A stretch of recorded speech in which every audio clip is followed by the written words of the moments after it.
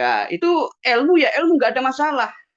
Misalnya kita sekarang kalau ada yang ngeritik masalah Habib, ya nggak usah husnuzon, maaf nggak usah suudzon, misalnya menganggap membatalkan kewaliannya, nggak ada hubungannya itu.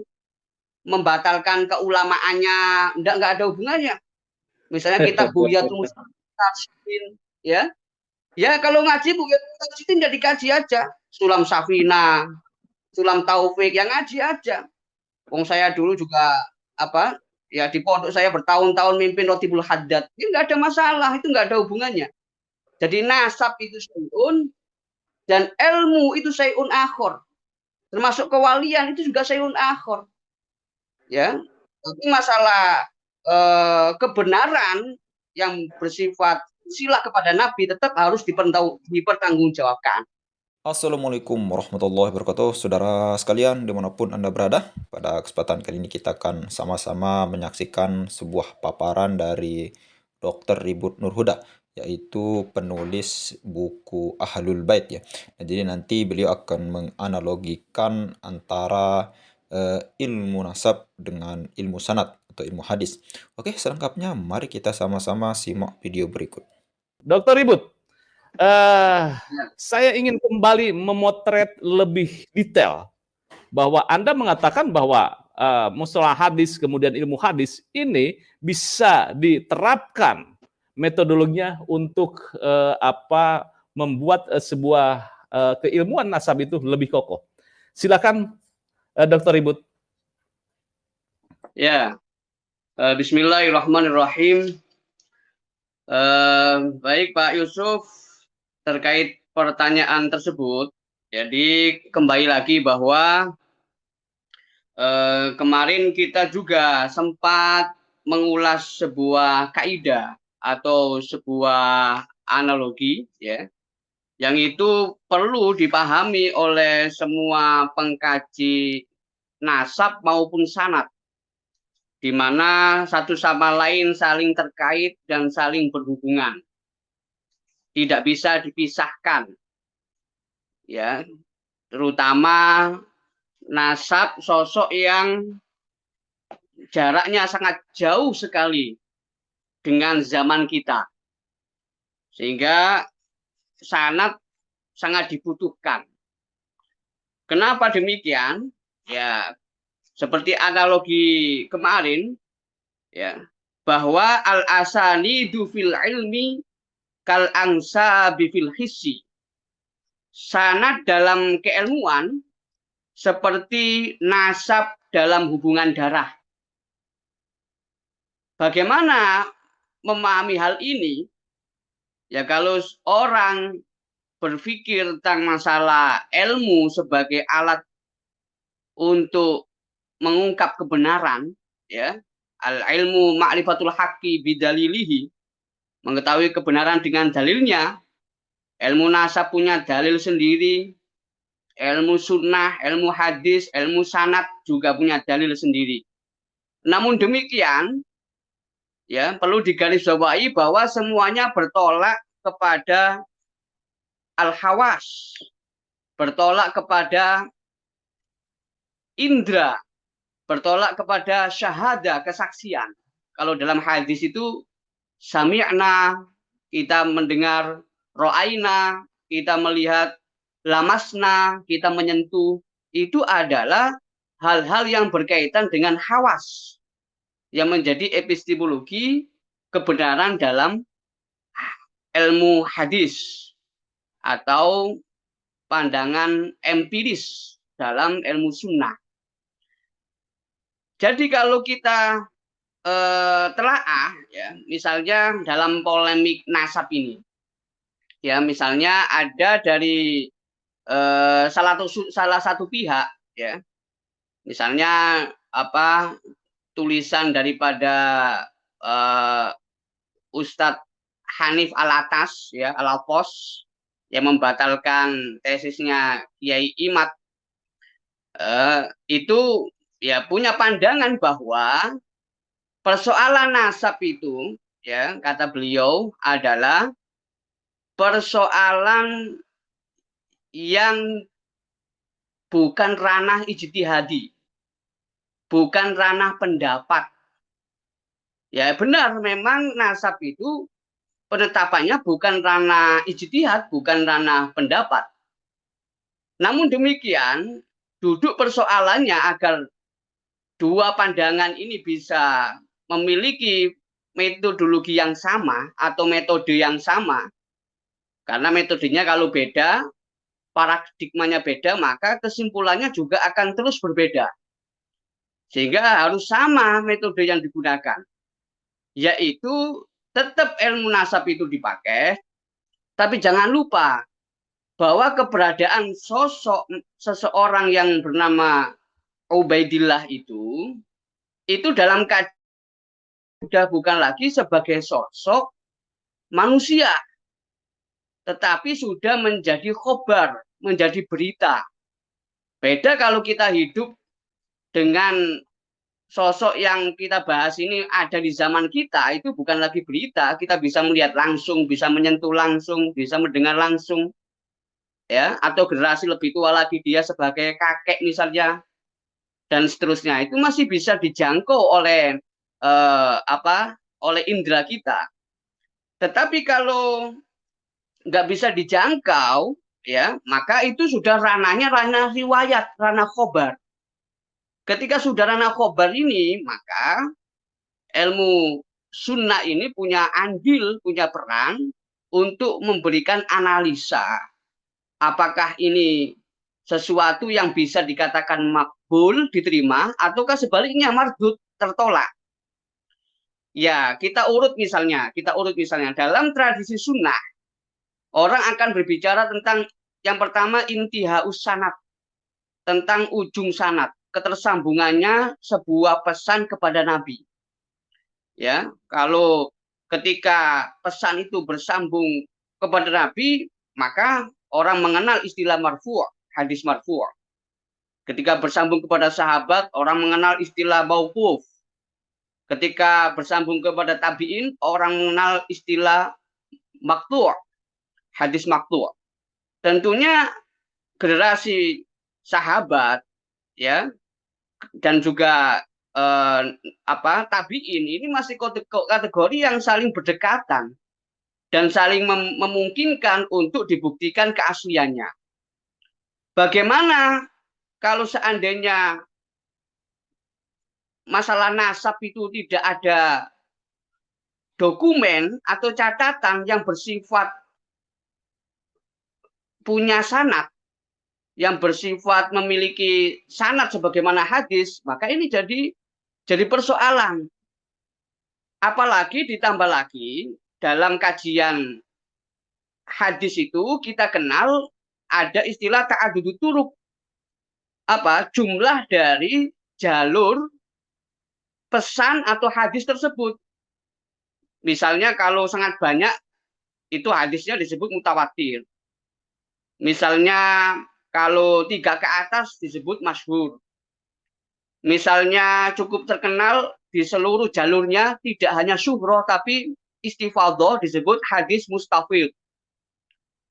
Misalnya di bawahnya kalau hanya 2 orang dari masing-masing tiap generasi minimal 2 orang disebut hadis aziz. Kemudian kalau hanya 1 orang disebut gharib misalnya. Nah itu apakah terjadi dalam persoalan nasab itu, dalam persoalan nasab sosok Ubaidillah itu, ya, yang kemudian dari kajian tersebut menelaah itu maka bisa dikaji soal al-qabul war-raddu, soal keberterimaan atau soal ketertolakan nasab tersebut. Jadi bisa dibahas di sini, ya, sebagaimana adanya sanad itu kan disebutkan laulal isnadu laqala man syaa ma syaa. Ya, seandainya tidak ada sanad maka orang akan berbicara semaunya. Oleh karena itu seorang perawi, ya termasuk dalam hal ini riwayat nasab, ya maka harus dipastikan bagaimana adalatuhu, keadilannya, ya, kesikohannya, bagaimana dhabtuhu, daya ingatnya. Itu sebagai pribadi. Tapi ada unsur lain yang juga penting, yaitu unsur yang disebut dengan ittisalus sanad, ketersambungan sanad tadi, dan juga persoalan aman dari syadz dan aman dari ilat. Ya, kita kasih contoh saja masalah ini. Kita bisa mengatasi persoalan polemik nasab ini dengan belajar dari imam kita, yaitu Imam Syafi'i. Beliau ini diriwayatkan oleh murid beliau sendiri, Imam Ahmad ibnu Hambal, ya, bahwa ada seseorang bertanya kepada Imam Ahmad perihal kehadirannya di majelis Imam Syafi'i. Sampai-sampai meninggalkan majelis Imam Sufyan ibnu Uyainah. Ini juga gurunya Imam Syafi'i yang sangat terkenal di Mekah. Spontan Imam Ahmad menjawab, ya. Jadi kan ada orang heran, kenapa Imam Ahmad itu berani meninggalkan majelis pengajian Imam Sufyan bin Uyainah demi untuk bisa hadir di majelisnya Imam Syafi'i. Nah, apa jawaban Imam Ahmad bin Hambal? Diam saja kamu. Sungguh jika dirimu kehilangan hadis yang ali itu hadis yang sanadnya tinggi, ya. Jadi kalau hubungan ke atas itu ada perantara 3 orang, dia cuma 2 orang, berarti ya sangat tinggi. Ya, itu namanya ali. Sungguh jika dirimu kehilangan hadis yang ali, ya, yang sangat tinggi tadi kata Imam Ahmad, kamu bisa menemukan yang nazil. Maksudnya yang rendah. Ya, nggak ada masalah gitu. Dan ini tidak membahayakanmu, kata Imam Ahmad bin Hambal. Namun jika kamu kehilangan nalar pemikiran pemuda ini, ya hadza syab yang dimaksud Imam Syafi'i, saya khawatir engkau tidak akan pernah menemukan gantinya. Nah, ini pesan yang sangat kritis dari Imam Ahmad bin Hambal, bahwa beliau khawatir kehilangan sosok Imam Syafi'i, yang mana Imam Syafi'i itu dikenal sebagai sosok yang selektif, sosok yang bertanggung jawab atas pesan-pesan apa yang beliau terima. Tidak hanya sekedar menyampaikan saja, ya, yang kita sebut dengan aklu riwayah.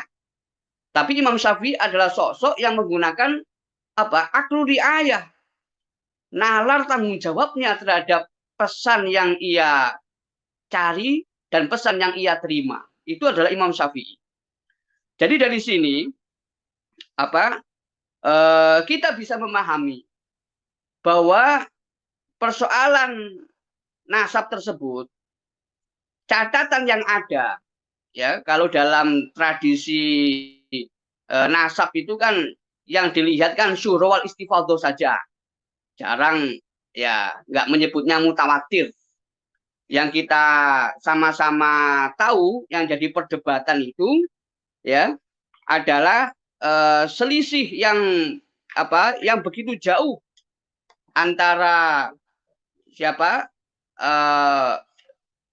antara penyebut nama Ubaidillah, ya, yaitu Syekh yang menjadi perdebatan, Syekh Ali bin Abu Bakar As-Sakron, ya, Ba'alawi, itu yang mana beliau posisinya berada di abad ke-9. Sedangkan, ya, sosok Ubaidillah itu, ya, itu merupakan sosok yang ada pada abad keberapa? Yaitu abad ke-5.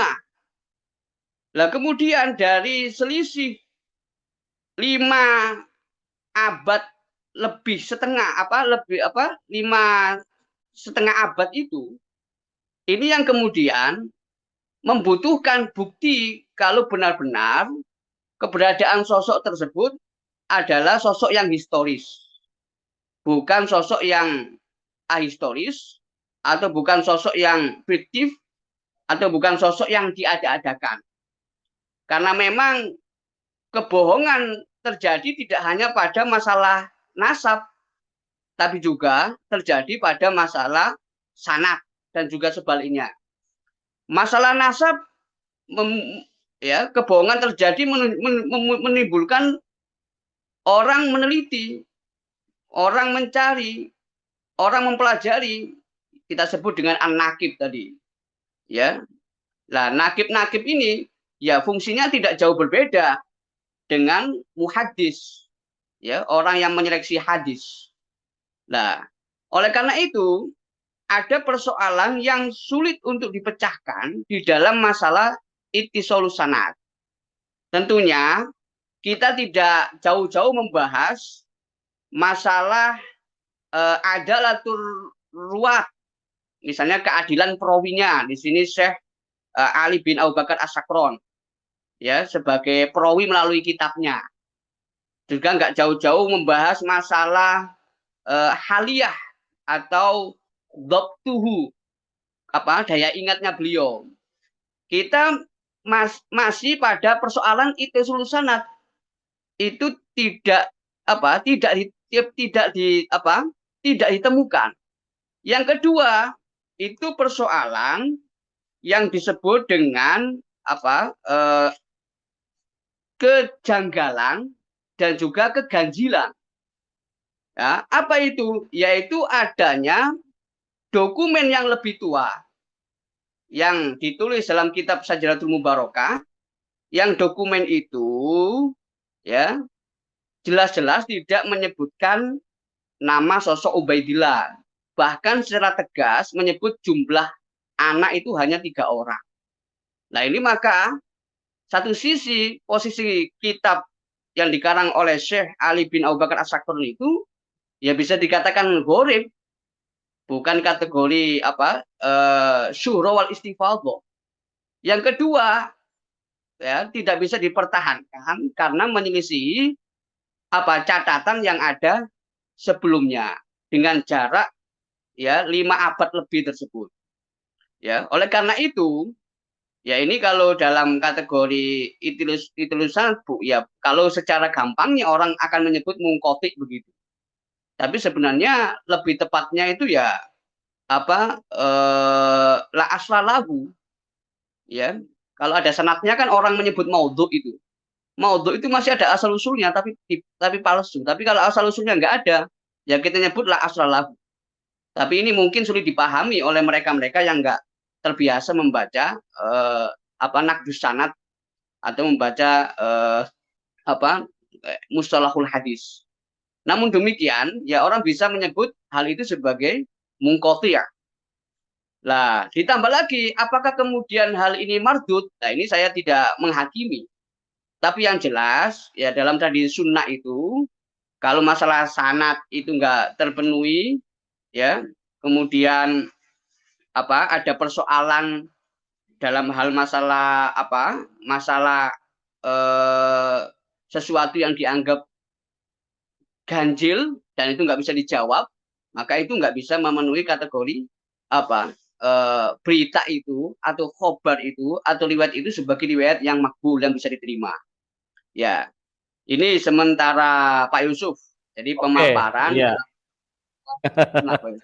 Ini cukup panjang, ini luar biasa penjelasannya, Dr. Ribut. Ini kan yang menjadi persoalan seringkali bahwa salah satu metodenya adalah suhra wal istifadhah, sudah diakui.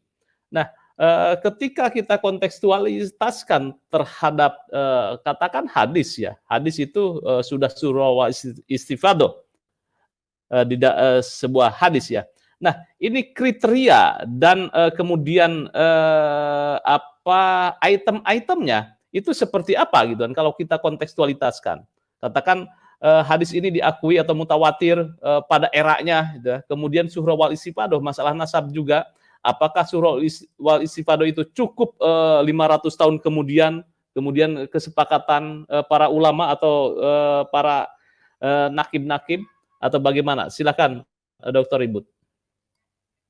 Iya, tadi juga menyambung bahwa kalau bukan sosok public figure seperti yang disampaikan oleh Pak Yayu Badila tadi, itu ya wajar sekali kalau kemudian posisinya itu kalau dalam masalah dokumen yang ditemukan itu misalnya satu kitab di zaman itu, ya, ya ini sangat asing, bisa dikatakan sangat gharib, nggak sampai apa nggak sampai tingkatan surah wal istifadho, apalagi ya tingkatan mutawatir. Karena surah wal istifadho itu harus memang kenyataan, kalau memang dokumennya itu dari awal sampai berikutnya itu tingkatannya itu surah wal istifadho, maka kita bisa mengatakan itu surah istifadho. Tapi kalau dari awal sudah langka, kemudian ada dokumen berikutnya itu juga langka, ditambah lagi menyelisih dokumen yang pertama. Wah, ini susah ini. Ya, kita perlu belajar dalam masalah ini, misalnya belajar kepada Al-Imam Ibnu Hajar Al-Asqalani misalnya. Beliau melalui kitabnya Tahdzibut Tahdzib, ya, justru mengungkap keganjilan-keganjilan tradisi jarh wa ta'dil sunni yang merupakan rujukan kita dalam hadis sunni adalah Ibnu Hajar Al-Asqalani. Tapi justru beliau itu mau bersikap objektif. Kalau ada keganjilan-keganjilan tradisi jarh wa ta'dil dalam sunni yang menjauhi riwayat dan kedudukan Ahlul Bait, maka beliau memandang riwayat dari musuh Ahlul Bait justru patut dipertanyakan. Loh, ini beliau loh, ini sikapnya beliau. Jadi tidak usah sungkan jika ada yang ganjil, jika ada yang mencurigakan dari apa yang sudah diwariskan kepada kita, loh kita boleh untuk meneliti. Dan itu memang ilmunya begitu, ilmu riwayat. Karena kita sudah nggak membahas sosok seseorang atau manusia, tapi kita membahas sosok riwayat yang tercatat dalam dokumen-dokumen itu. Yang mana dokumen itu ya tidak bisa dikategorikan sebagai surah wal istifadho dalam tradisi sunnah, dalam tradisi tradisi ilmu hadis. Ini yang perlu dipelajari. Dan sudah maklum bahwa ya laisa kullu ulama in nasab minas siqat. Ya tidak semua ulama nasab itu ya sikoh, enggak. Sebagaimana laisa kullu ruwatil hadis minas siqat. Ya tidak semua perawi hadis juga sikoh. Dan disitulah muncul ilmu nasab, disitulah muncul ilmu hadis. Ya walaupun ilmu nasab kan faedahnya untuk ta'aruf, untuk saling kenal. Ya. Tapi kalau untuk masalah menyikapi adanya orang-orang di masa di masa kekhilafahan zaman dahulu, kepalsuan-kepalsuan itu bukan sesuatu yang mustahil. Ya, bukan sesuatu yang mustahil. Misalnya dalam nasab itu ya, misalnya mereka membuat silsilah misalnya. Silsilah dengan membuat nama agar nenek moyangnya tersambung, itu sesuatu yang terjadi. Ya, jadi biktiroi asma li askosin la wujudalahum. Ya, hirson ala taufiri tasalsul. Jadi supaya nyambung, supaya tasalsul itu ada itu. Dan itu butuh diteliti karena ini lagi-lagi ya nadzor syar'i itu tidak bisa pakai misalnya mohon maaf, pakai misalnya nadzor syar'i pakai husnudzon atau pakai mimpi. Kayak makam wali wali 7 di Bali itu ya, dalam buku pengenalannya kan yang mayoritas habaib wali-wali itu kan juga pakai mimpi. Ya kalau percaya enggak apa-apa, tapi kan juga butuh diteliti kenapa wali-wali di Bali itu kok dari habaib proses penemuannya dari mimpi. Dan juga yang menemukan juga dari kalangan habaib. Nah, kita tidak merendahkan, tidak, tapi sesuatu itu perlu diteliti. Ya, kita belajar dari ketelitian Imam Syafi'i. Kita belajar dari sikap objektivitas siapa? Imam Ibnu Hajar Al Asqalani. Ya, memang beliau concernnya di bidang hadis. Ya, memang beda sikap dengan orang-orang dari kalangan ahli fikih gitu. Jadi walhasil kalau dalam tradisi ilmu hadis itu ya bahwa ya kalau dikategorikan bukan sesuatu yang yang sifatnya udah meyakinkan ya, tetapi masih butuh diteliti. Kalau hadis ya hadis ahad, dan menyikapi periset atau penelitian hadis ahad itu ya yang pertama butuh ijtihad. Ijtihad bukan berarti berpendapat di sini. Dalam ilmu hadis ijtihad bukan berpendapat, tapi riset, meneliti. Yang kedua berdasarkan dzonni, dugaan kuat. Ya, karena apa? Karena kita tidak bisa pasti masalah ini hadis hasan, ya, apa ini hadis sahih, apa ini hadis dhaif, apa ini hadis maudhu. Ya, kekuatan kita, fokus kita pada sanad itu nggak bisa pasti. Ya, selagi ada sanadnya itu masih ada kemungkinan untuk sambung. Tapi persoalannya kalau hadisnya misalnya hadis sahih dan hasan ya hadisnya makbul. Tapi kalau hadisnya dhaif apalagi maudhu ya mardud, tertolak. Ya, walaupun kalau dhaif ulama ada yang mengatakan boleh dipakai untuk fadhailul a'mal ya, misalnya itu. Jadi yang ketiga didasari ikhtiyat, bisa didasari hati-hati. Jadi yang perlu kita sadari kembali lagi kepada prinsip aklu riwayah tadi, tanggung jawab ya. Itu kita dalam masalah ini harus bisa mengambil hikmah yang agung. Ya, ya bisa kemungkinan kalau seandainya pun tersambung, tapi mungkin ya tersambung secara spiritual dan akhlaki. Bukan secara darah, bukan secara biologis, tapi secara spiritual dan secara akhlak, ya. Karena memang serba repot. Satu sisi dari kelompok Yai Imad saya lihat itu pendekatannya empiris, ya, pakai pendekatan alul hadis, karena masalah nasab yang sangat jauh itu sudah berupa catatan, ya, bukan lagi berupa sanad. Misalnya saya mendengar sekarang orang bilang saya mendengar dari si fulan sampai misalnya Ubaidillah, nah itu kan susah ditemukan seperti itu kalau pendekatan ucapan yang tersambung itu. Tapi pendekatannya adalah pendekatan catatan, ya, pendekatan catatan. Jadi kita juga harus harus sadar bahwa polemik nasab ini ya kita harus bisa ya mengerti bahwa yang dimaksud pendekatan empiris ini memang banyak dipakai oleh para pengkaji otentisitas, pengkaji sanad-sanad keilmuan. Ya. Misalnya Imam Suyuti ya dalam kitabnya Tadribur Rawi fi Takribin Nawawi.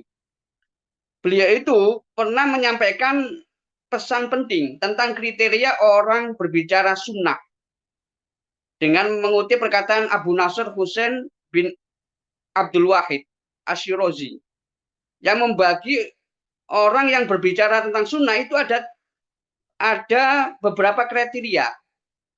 Yang pertama orang alim. Orang alim adalah orang yang mengerti matan dan sanad, khobar atau berita. Jadi ngerti matan dan sanadnya itu orang alim. Ya, secara bersamaan dia paham matan dan paham sanad. Kemudian berikutnya ada kriteria orang faqih. Orang faqih ini mengerti matan dan tidak mengerti sanad. Ya. Dia pintar masalah matan. Nalar itu luar biasa, tapi masalah sanad dia ya kadang-kadang nggak peduli. Makanya Imam Syarafuddin Yahya An-Nawawi yang dikenal sebagai editor mazhab Syafi'i, ya itu pernah mengalami kegalauan intelektual ketika pada masanya orang nggak lagi ngaji masalah hadis. Makanya beliau menulis kitab syarah Sahih Muslim gitu. Itu beliau menyampaikan sendiri dalam mukaddimah itu, ya, karena susahnya orang belajar ilmu hadis.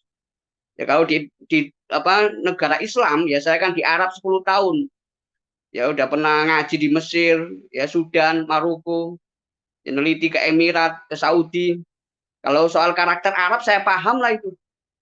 Jadi soal masalah manipulasi itu sejak dulu sampai sekarang itu ada. Ya bukan bermaksud menuduh siapapun, tidak, tapi manipulasi dalam masalah sanad, dalam masalah hadis, dalam masalah termasuk nasab itu ada, bahkan termasuk kitab itu dimanipulasi ada, ya. Jadi kalau teman-teman yang mondok di Yaman misalnya, ya silakan aja dicek itu ada kitab, ya, yang dikarang sangat tua sekali zamannya itu, ya. Tapi kitab itu memang bukan tradisi kita mazhab Syafi'i, tapi tradisinya, ya, adalah kitab yang mazhabnya adalah mazhab Zaidi. Ya, tapi nggak ada masalah kalau itu ilmu, nggak ada masalah.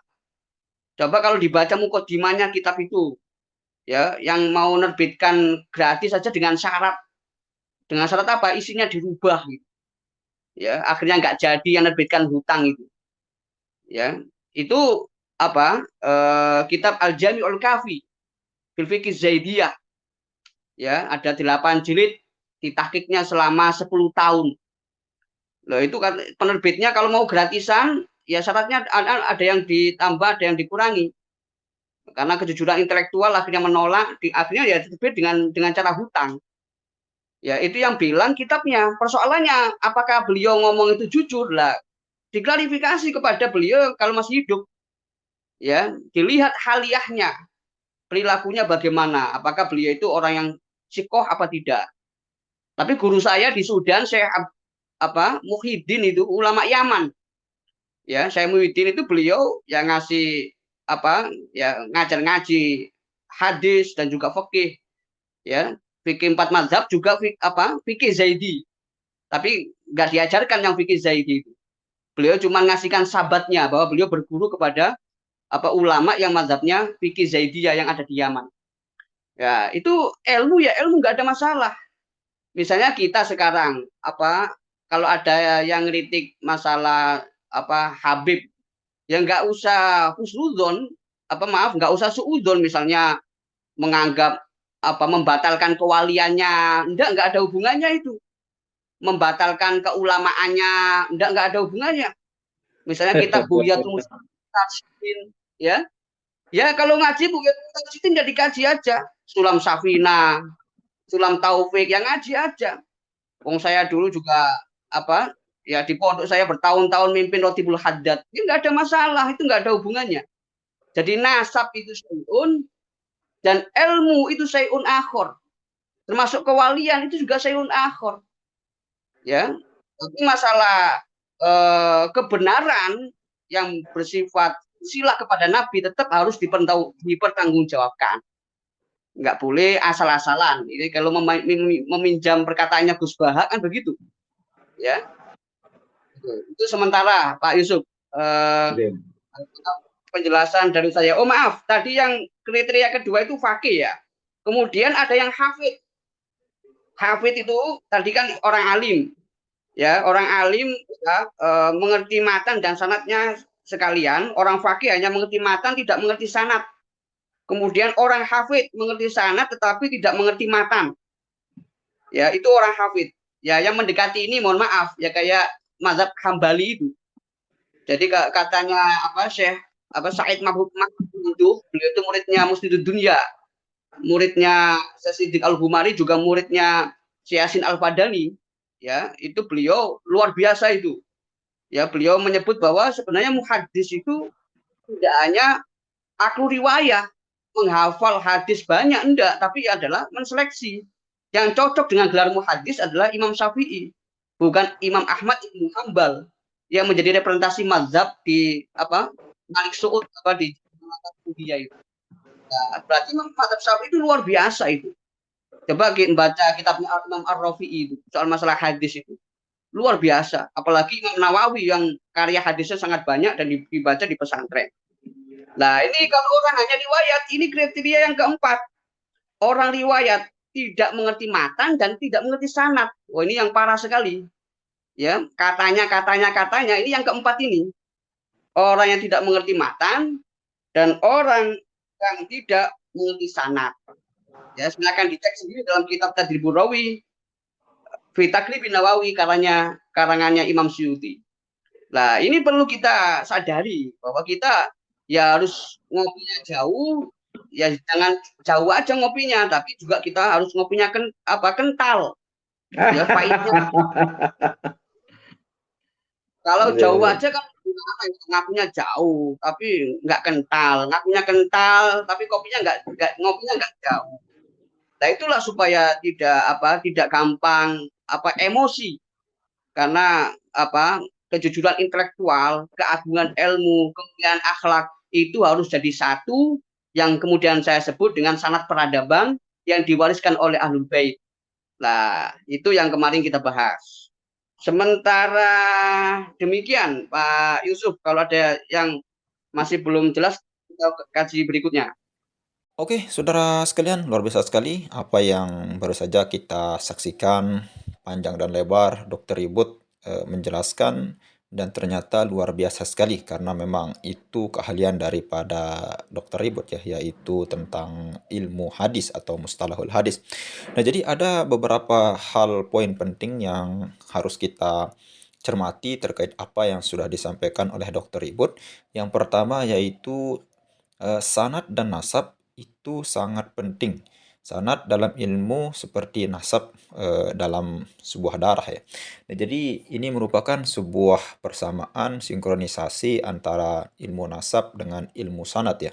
Yaitu sama-sama memerlukan periwayatan atau memerlukan orang yang sikoh, dobit, dan jujur adil ya.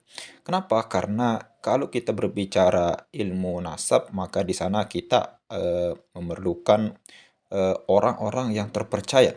Jangan sampai kita menanyakan nasab seseorang atau keturunan seseorang bagi orang yang berkepentingan, orang yang tidak jujur, orang yang pelupa, dan lain sebagainya. Kenapa? Karena ilmu sanad itu memerlukan kesaksian orang ya. Kesaksian orang, lalu kemudian pembicaraan yang berkembang di masyarakat, lalu kemudian orang ini populer apa tidak, alim apa tidak, dan lain sebagainya. Nah, sama kalau kita berbicara ilmu nasab atau kita sedang meneliti nasab seseorang, kita juga memerlukan orang-orang yang terpercaya, baik itu dari manuskrip, baik itu dari gejala-gejala atau persoalan yang berkembang di masyarakat, ataupun dari kitab-kitab yang memang sezaman dengan hidupnya orang tersebut. Seperti yang dicontohkan oleh K.J. Imaduddin, yang sering beliau bilang itu ketika Ubaidillah ini sebagai anak Ahmad bin Isa, tidak ada kitab sezaman yang menerangkan bahwa Ubaidillah ini sebagai salah satu putra dari Ahmad bin Isa. Nah, ini merupakan sampai sekarang tidak ada bantahan baik dari atau belum ditemukan baik itu dari para muhibbin yang membela klan Ba'alawi ataupun pihak dari Robitoh. Sampai sekarang tidak ada yang bisa membantah itu kitab zaman yang memang ada pada abad ke-3, mungkin 4 atau 5. Nah, ketika ada kitab yang menyebutkan bahwa salah satu anak Ahmad bin Isa itu adalah Ubaidillah, yaitu ditulis oleh Ali Abu Bakar Asyakron, yaitu pada abad ke-9. Sedangkan Ubaidillah hidup pada abad ke-5. Ada rating jarak 4 abad yang yang sangat panjang sekali. Ya, seperti 400 atau 500 tahunan. Itu sebagai kejanggalan yang sangat luar biasa sekali. Kenapa? Karena waktu 400 tahun atau 4 abad itu memang waktu yang tidak waktu yang tidak pendek ya, antara jarak penulis yaitu Ali Abu Bakar As-Sakran ini menulis kitab, lalu kemudian dengan hidupnya Ubaidillah pada abad kelima, yaitu pada pada masa-masa kalau kita bisa perkirakan pada masa dinasti Bani Abbasiyah ya. Dan ketika kita mendengar daripada penjelasan Miftahul Akhyar yang pada saat menjelaskan di dalam pengajian beliau, itu kenapa tidak ada yang menulis sejarah gitu. Dan ternyata beliau, orang tua kita Miftahul Akhyar, Ki Haji Miftahul Akhyar, menjelaskan bahwa pada saat itu pada masa ada konflik di Yaman gitu.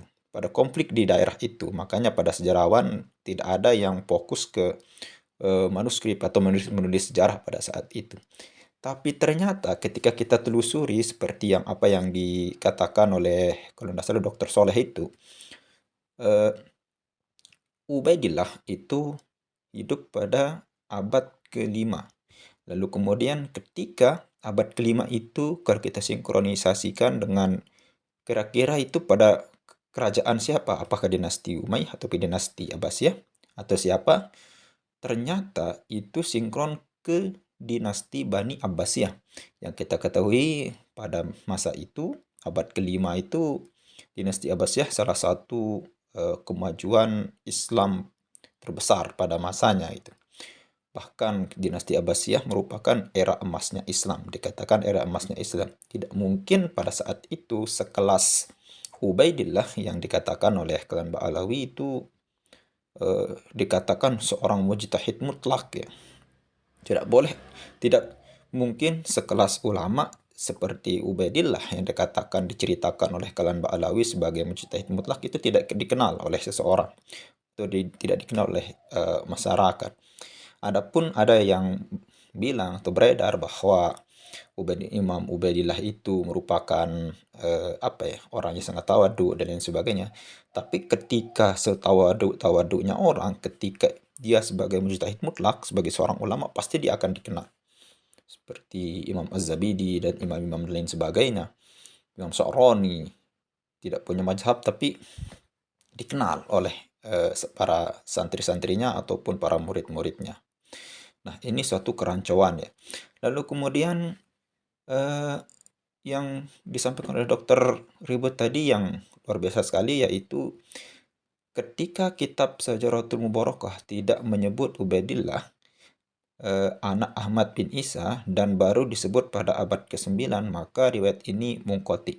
Nah, jadi ketika ada seperti yang kita jelaskan tadi, ketika ada jarak waktu yang sangat panjang sekali, sekitar 400-500 tahun, lalu tiba-tiba disebut ketika itu pada abad 400 abad setelahnya. Nah, ini merupakan sesuatu yang sangat rancau sekali. Kenapa? Dan memerlukan banyak pertanyaan. Kenapa disebut sekarang? Kenapa? Kenapa tidak pada abad ke-6, 7, 8? Kenapa? Dan pada era itu, pada era Ubaidillah, pada abad ke-5, kenapa tidak ada yang menulis itu? Ya, kalau seperti dikatakan KJ Imat itu, kita buat kitab sekarang, lalu kemudian tulis saya adalah anak Jokowi, lalu kemudian kita buka nanti pada mungkin abad ke-51, ya, maka kita dinisbatkan sebagai anak Jokowi gitu, seperti yang dikatakan KJ Imat. Maka ini merupakan suatu hal yang dikarang-karang tanpa adanya manuskrip yang jelas. Kalau KJ Imat menerangkan ini manuskripnya, ini kitabnya, dan lain sebagainya. Tidak cukup kita hanya berdalilkan taklid. Tidak cukup kita hanya berdalilkan, oh ini disebut di ini. Dan lain sebagainya ya.